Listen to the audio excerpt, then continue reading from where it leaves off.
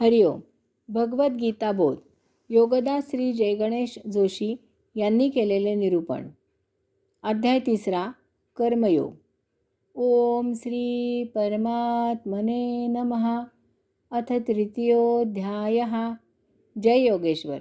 परम आत्म्याला नमस्कार. अध्याय 3. श्लोक क्रमांक 28.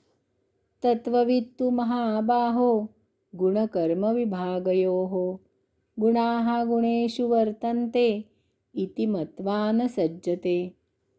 महाबाहो, गुणविभाग आणि कर्मविभाग यांचे तत्त्व जाणणारा तत्त्ववेत्ता. येथे सर्व गुणाचाच पसारा असून तो गुणातून उद्भवणारा आहे हे उमजून त्यात आसक्त होत नाही.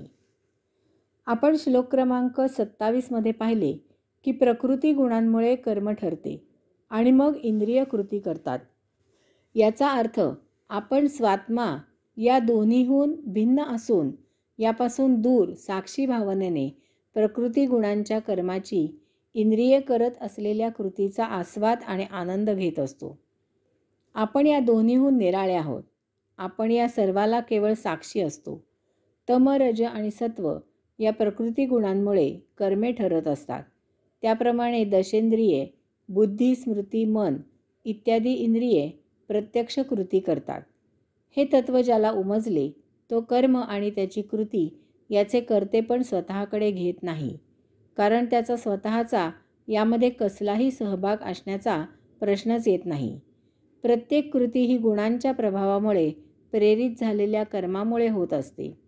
म्हणजेच कर्म आणि कृती हा एकमेकांचा एकमेकांवर झालेला परिणाम असतो. यात इतर कसल्याही तत्वाचा सहभाग असू शकत नाही. उदाहरणार्थ, एखादी गोष्ट आपल्या मनाला न पटणारी घडली की आपले मन अस्वस्थ होते. लगेच तमोगुण हे असे का घडले याच्या शोधाच्या कर्माची प्रेरणा देते. लगेच त्याप्रमाणे इंद्रिये संशोधनाच्या कामाला लागतात. त्यानंतर जो कोणी याला जबाबदार असतो त्याच्यावर इंद्रिये क्रोधित होऊन आगपाखड करतात. दुसऱ्या प्रकारचे उदाहरण पाहूया.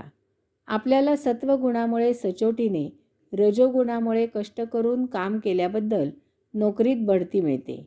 आपल्यातील सत्वगुण आणि रजोगुण उद्दीपित होतो. यामुळे आपल्याला फार सौख्य मिळते. मन उचंबळून येते. या दोन्ही उदाहरणात प्रत्येक वेळी उदित झालेल्या प्रकृती गुणांचा आणि इंद्रियांचा सहभाग आहे.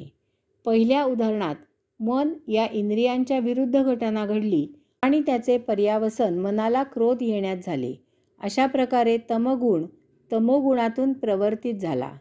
दुसऱ्या उदाहरणात सत्वगुणाने आणि रजोगुणाने कर्म प्रेरित केले.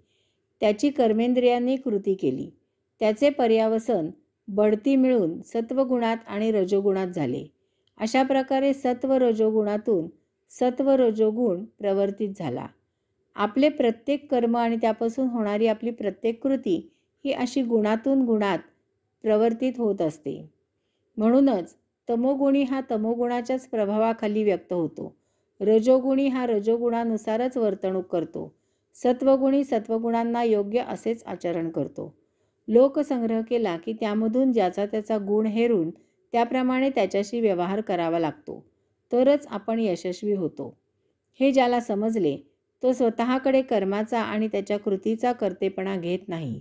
त्याला पक्के आकलन झालेले असते की हा सर्व त्या प्रकृतीचा खेळ आहे. आपण त्यात फक्त एक प्रेक्षक आहोत. रंगमंचावर होत असलेल्या हालचालीत आपण प्रत्यक्ष सहभागी होत नाही. रंगमंचावरील हालचाली आपण केवळ साक्षी राहून निहाळतो आणि त्याचा केवळ आनंद घेतो. त्यामुळे आपण भावनाविवश होत नाही. गुणकर्माचे तत्त्व ज्याला उमजले तो हे जाणतो की जीवनातील घटना ह्या त्या योगेश्वराच्या आत्मतत्वाची लीला आहे. या लीलेचा कैवल्यानंद घेऊन हे दुर्मिळ असे आयुष्य नित्य आनंदात व्यतीत करावे. अशा ज्ञानामुळे त्याच्यात अहंकार निर्माण होत नाही. तो असे म्हणत नाही की हे मी केले, हे माझ्यामुळे घडले. त्यामुळे त्या कर्मातून मिळणाऱ्या मोबदल्याचा मोह त्याला नसतो. तो अनासक्त असतो. यामुळे तो भोगापवर्गतेत अडकत नाही. हरिओम.